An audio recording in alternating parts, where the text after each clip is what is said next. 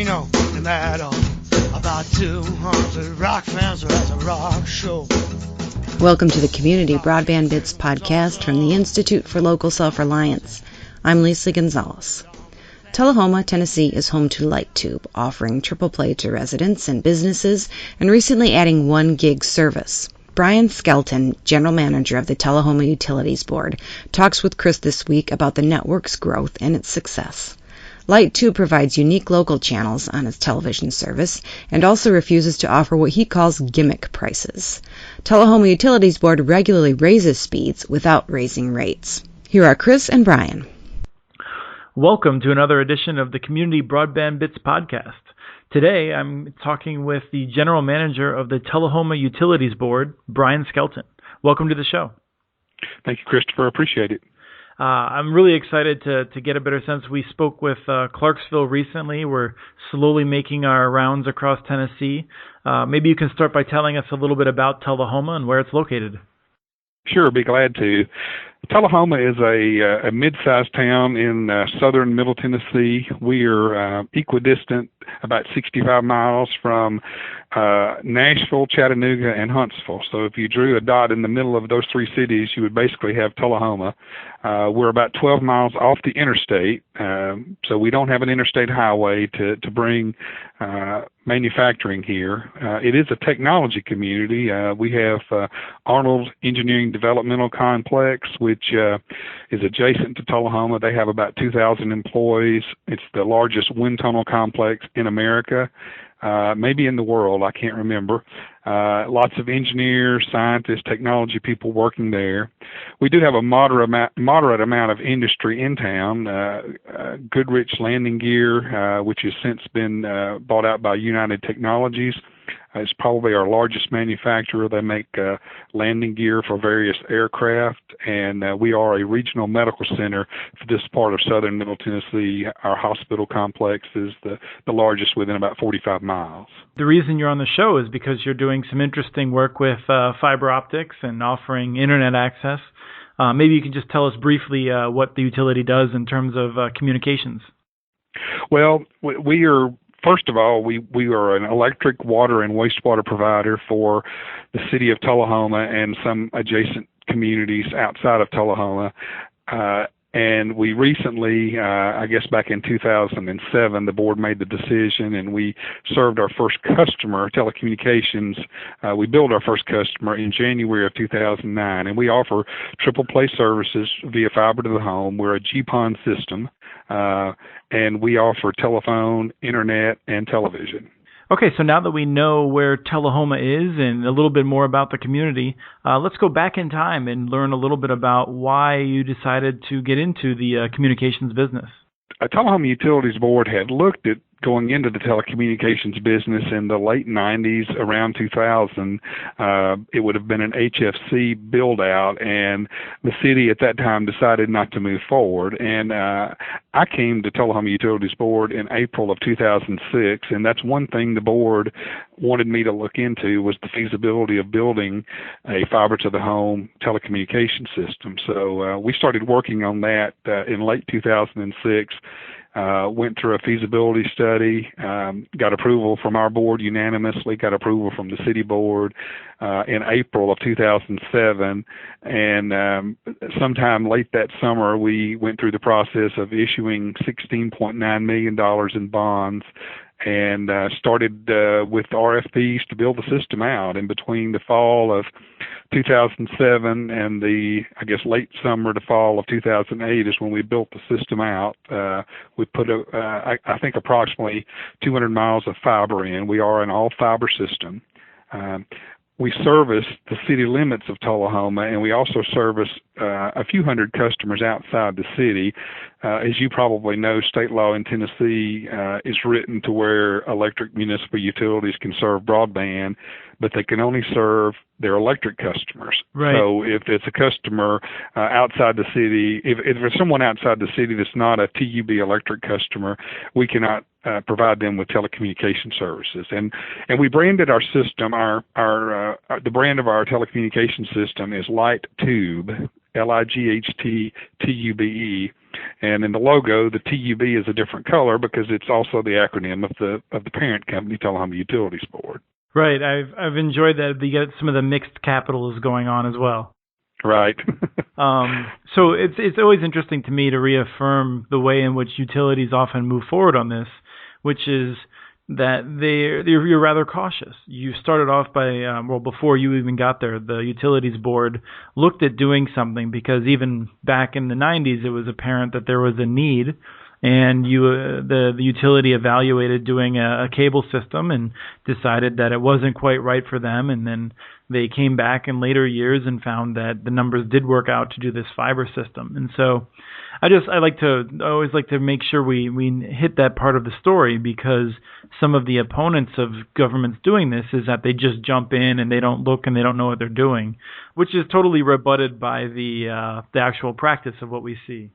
Absolutely, and municipal electric utilities are typically they've been in business for long periods of time, often for 100 years or more. They're generally very fiscally conservative, and they are not going to go into this business unless they have gone through the process to make sure it's a sound business practice and will financially do the things that it's supposed to do. And of course, we're not in this to make money. That's the difference between us and privately owned telecommunications companies, is we do not have the motive of trying to make a 10 to 20% profit. We do want to pay our bills. We want to provide good services. We pay our bond debt off, pay our employees. But our goal is to provide good services and grow our community. If you go back to the reasons that Tullahoma decided to do this, economic development is the reason. It was to provide an opportunity for us to try to recruit technology businesses, to recruit residents to this town who valued having a high quality, extremely high speed internet availability, and being a small rural community and off the interstate. I mean, we were not going to get the transportation driven facilities because they didn't want to travel the 12 miles off the interstate. While that seems like a very short distance, surprisingly, there is a strong effort made with a lot of these manufacturing companies to be just within a mile or less of the interstate. And right. Unfortunately, we don't have that ability, but we do have the broadband interstate going in Tullahoma. One of the ways that we often can tell whether or not a network is doing well is by looking at a lot of the numbers associated with the network. You guys are doing well in terms of your debt payments. You haven't missed anything. You haven't had to worry too much. And your churn is quite low. So maybe you can just walk us through just very briefly some of the ways in which we know that your network is succeeding. Well, as you pointed out, we're very proud of the success we've had and the growth. We've been now billing customers, I guess with the July bill, that will be 4.5 years. We have never had a month with negative growth. We've always had a positive growth number each month during those 4.5 years. So if you look at our potential customer base, we have drilled down, and we think we have about 9,000 or so potential customers. Out of those potential customers, as of today, we have just a few more than 3,130 customers. So that's over 34% penetration in less than 4.5 years. And that's really been also in a very tough economic time. This is not, I think that those numbers would be even higher if this system would have launched a few years earlier. But we've really had to grow this customer base in a very tough economic time. Yes, it's entirely recession-based growth, which is very impressive. So we've grown every month. We've been cash positive now for the last 2 full years, meaning we've covered everything, including our bond payments, everything, except we didn't have enough to fully cover depreciation. However, we have now become net income positive for 4 of the last 6 months. We've got our plans for next year, and I can say with 100% confidence that we will be net income positive for fiscal year 2014, which began today. We borrowed, as I mentioned, about $16.9 million in bond indebtedness that was issued through the city as a general obligation bond paid back by the revenue of the system. And we've already paid back almost $2.2 million of that. So we've been making our interest payments. We've already started making our bond payments. Everything has been on time. We haven't had to get an extension or a waiver on any of those. So everything is moving forward exactly as we have expected. Now, our customer numbers, are they where we expected? They are not. We thought we would probably have a few more hundred customers at this point, but because of the reasons we talked about with economics, it just didn't happen as quickly as we thought. But the financial plan has actually worked exactly as we expected. Our churn over the last 3 years, and I think if actually go back probably till the day we launched, we have averaged less than 1%. We've had a few months that we've had 1.1, 1.2%. But a lot of months we'll have 0.6, 0.7%, and I think that's incredible considering we're such a small community. So if someone moves out of Tullahoma and they move to the neighboring next town, I mean, we don't have a chance to keep those. But the MSO, the big MSOs, you can move across the state or move from one state to the other, and they potentially will still keep you as a customer. If a customer moves, we got to replace them with another customer. So right, and just for people who are not as steeped in the industry, the MSO is the cable company. What I find amazing is that for 4.5 years you have all these customers who are probably being bombarded with these temporary promotional offers to save a lot of money. And what you might see would be a higher churn rate as some customers are going back and forth between the two networks to try and temporarily get a better deal. The fact that you have almost no one doing that, I think, really shows the value of what you're doing. It really does, and I don't have the exact numbers, but I can give you indicative numbers. But let's say on a typical month, maybe we gain 20 customers, and to gain those 20 customers, we have to sign up 50 new customers, and we lose 30 customers. Well, those 30 customers that we lose, of the 30, 20 of them have moved out of town. 5 of them have been cut off because they got delinquent, and we just had to, turn them off for non-payment, and maybe 3 or 4 will have moved to another provider. So if you drill down on the churn to say how many people are actually leaving you to go to another provider, we think the number is less than 1/10% per month. Wow. And do you have any sense of what you can attribute that to? Is it loyalty to something that's locally owned? Is it are the providers just have that bad of a reputation? What do you think the reason is? I think there are several reasons. I think the fact that it's a local company and being owned by the utility and ultimately owned by the city and the people who live in this community, our goal is to provide good services and not to make money, just to again be in a good cash position to operate the business. The fact that we're locally owned, the fact that anything that we make margin wise goes back and is reinvested in the system or is invested in paying off what we have borrowed. I think the fact that we do a tremendous amount of local programming, which no other provider does anything to that extent, including showing a majority of, all high school football games, most all, if not all, high school basketball games, a majority of baseball games, some softball games, and occasional soccer game for the high school in high definition. And really with a quality broadcast on football that would rival some of the things you would actually see in a local network program. Wow. Those kind of things. There's a couple other things that we've done. One thing that we did, and we've debated this to start, and we've debated it for the last 5 years, is we have not done gimmick pricing. We have said from day one that everyone in this town that has the same services will pay the same amount of money. So if a customer comes to us and threatens to leave because Charter, who's our MSO competition, offered them, $90 for triple play for 6 months. I mean, we tell them we don't want to lose their business. We really hope they stay, but we will not match that offer. I mean, our prices are the same for everyone in town, and I think, that's cost us a customer here and there, but a majority of the customers like the fact that they don't have to call their MSO every 6 months to try to get the next promotional offer. Absolutely. I know I value that tremendously. And surveys show that people value that tremendously. And I should just throw in, for people who are listening from other communities, the record has been mixed, quite frankly. And some communities have struggled because although people say they don't want that sort of gimmick pricing, they do respond to it. And so it's always good to hear from a community where people, I think, are making more educated decisions and supporting the local provider, because as soon as Charter can drive a competitor out of business, the promotional pricing tends to escalate, and you don't get those good deals so much anymore. Well, and the other thing I wanted to point out that we've done, and again, unfortunately with video on our fiber internet and also on our telephone, we've been in operation 4.5 years, have had no price increases, expect to not have any price increases. Unfortunately, on video, we're getting hit with 6 to 9% increases every year on video programming. So right. We had a video increase January of 2012, and what we did to try to soften that blow and to try to tell people we're not like the regular cable company is that we gave a 2-year rate guarantee, and you did not have to sign a contract, but our board passed a moderate rate increase, and our board, endorsed, and we publicized and have stood behind it, that we're doing a rate increase, but we're guaranteeing you for 24 months we're not going to come back and get another one.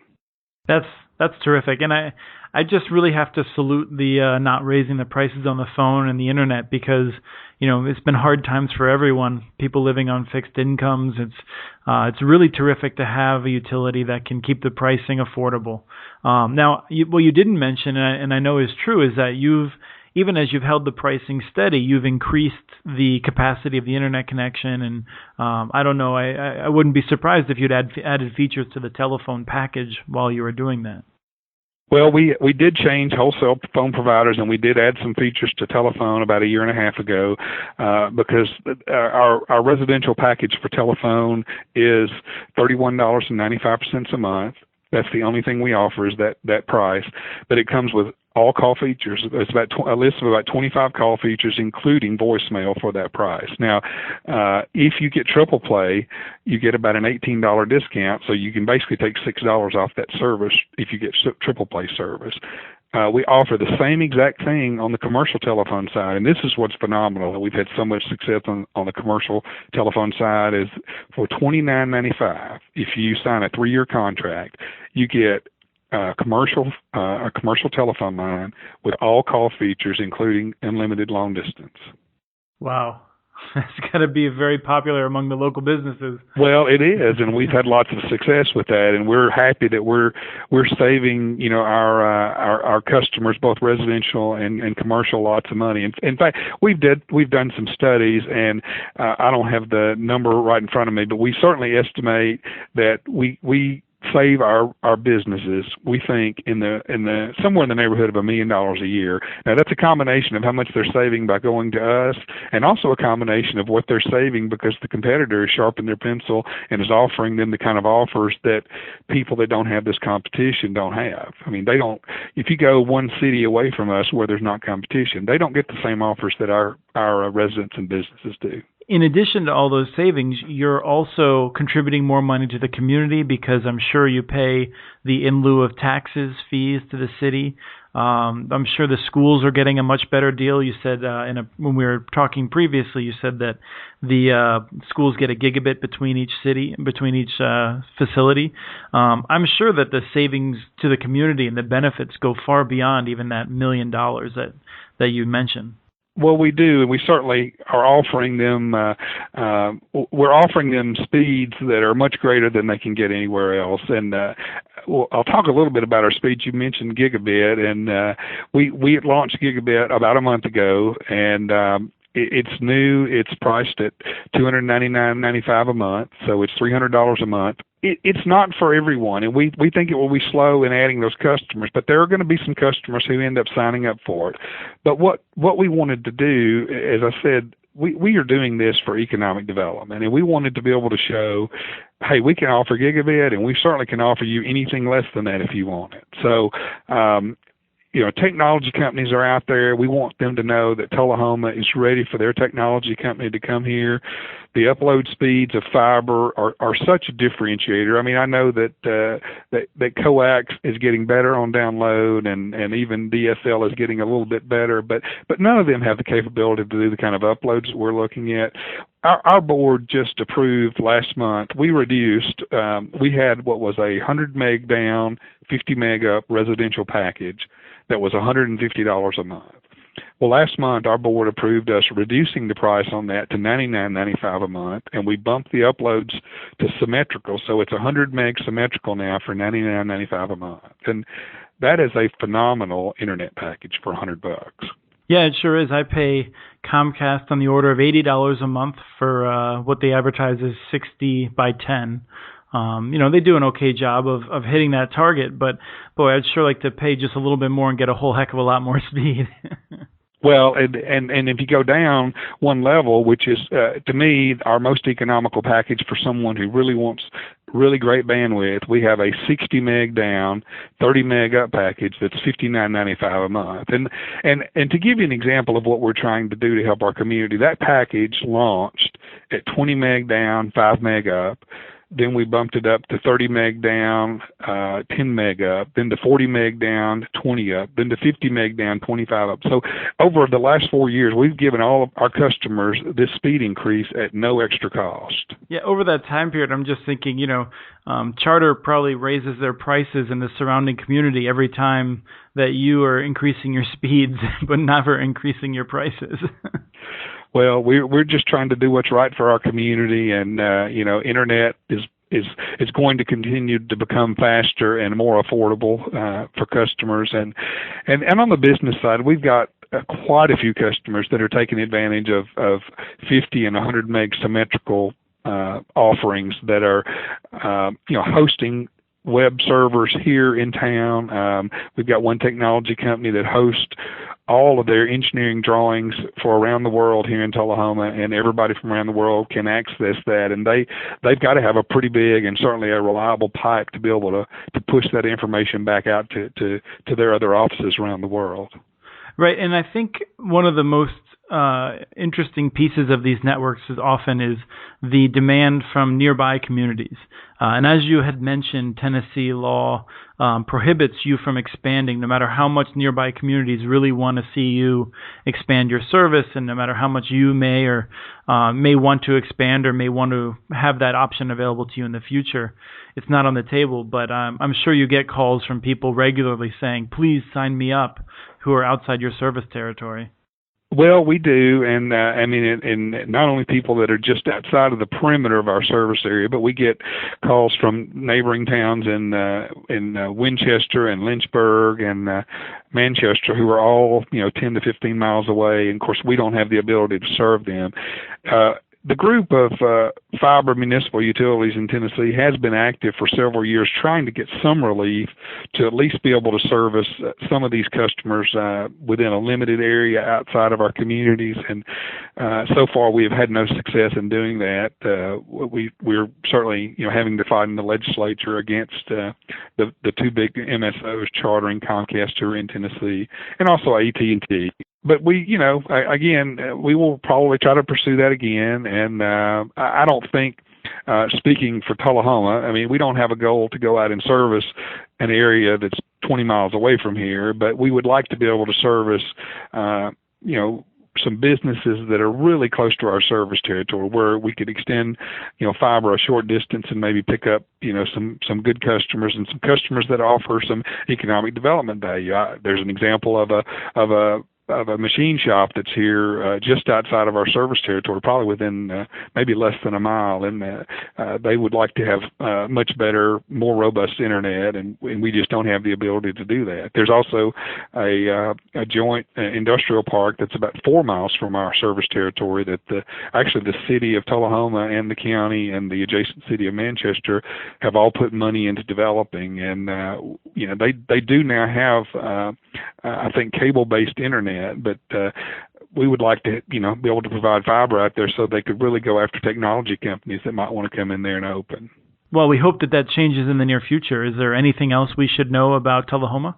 To tell you a couple of things that we're doing, we are doing an automated metering infrastructure project, and we're using our fiber to bring in the meter readings at 55 different points around the city for 21,000 total electric and water meters, and it's going to be fantastic because we can give our electric customers now real-time data, and they can pull in reads instantaneously. We can pull in really close 15-minute reads as power begins the process of being priced on a time of use basis, and I think that's certainly where everyone is headed in the future. Now, are you using a combination of wireless and fiber for the wireless for those people who don't take telecommunications services?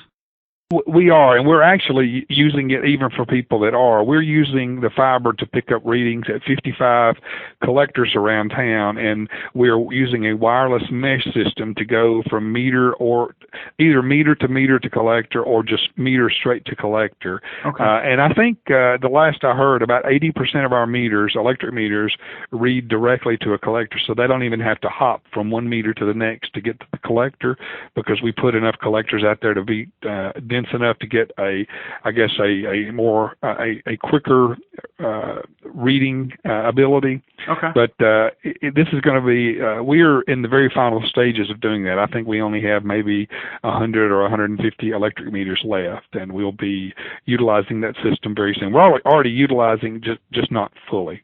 A couple of things we're doing on the video side. I talked about the local programming, but we have about 110 HD channels, which is certainly more than your average provider. But we have actually 3 local channels, and we do a lot of local programming outside of sports. We have a 24-hour-a-day automated weather channel that's focused in Tullahoma. So you get the weather centered in Tullahoma.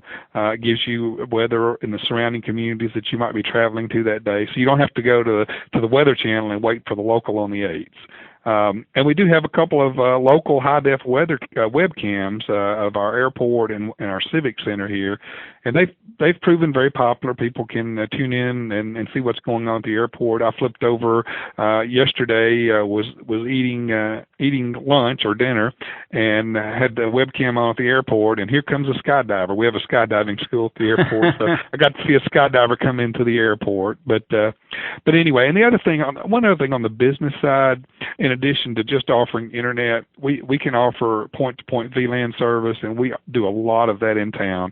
We're doing that especially in the medical community, between the hospital and various doctors' offices. But it's fast, it's secure, it's very reliable, and that's been a really big hit for a lot of businesses around town that have multiple locations. Right. For people who are a little bit confused, the VLAN it's one of those services that I think not a lot of people are familiar with who are outside the industry or outside of business, but it enables you to tie together multiple offices as though they're on one local network, and that can just be incredibly valuable for productivity.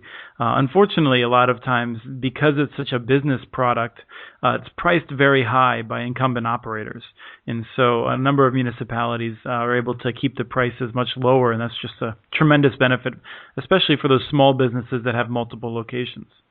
Right, and we have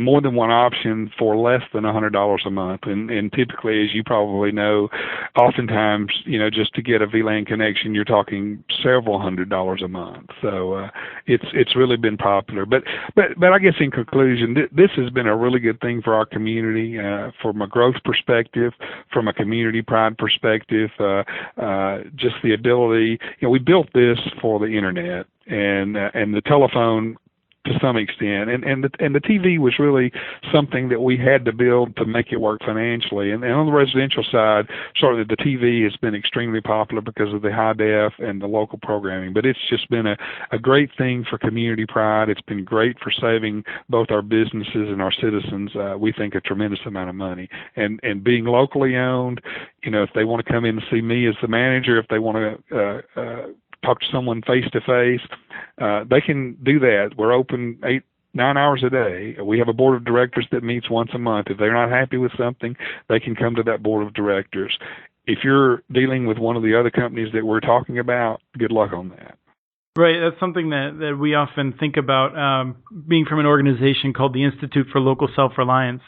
It's just even your linemen have a different perspective, I think, than would a typical contractor or person working for charter, because your linemen live in the community, they go to church in the community, they go to the grocery store in the community, and so there's just a different kind of pride and of service, I think, that comes with that. Absolutely, and we even have a residency policy where our employees have to live a certain distance, so we don't have employees driving in 50 miles away to work and then take their money back to their hometown and spend it. I mean, we want them to be living and shopping and patronizing businesses in the communities that we serve. Well, excellent. Thank you so much for coming on the show. I was glad to do it. Nice to talk to you, Christopher. We have several stories about Tullahoma at muninetworks.org, including posts about TUB's smart meters, economic development due to the network, and its new 1 gig service. You can also visit tub.net for more about LightTube. Please send us your questions and comments. Email us at podcast@muninetworks.org. Our handle on Twitter is @CommunityNets. The show was released on July 9th, 2013. Thank you again to the group Eat It Joes for their self-titled song, licensed using Creative Commons. Thanks for listening. Eat at Joe's, eat at Joe's, eat at Joe's, eat at Joe's.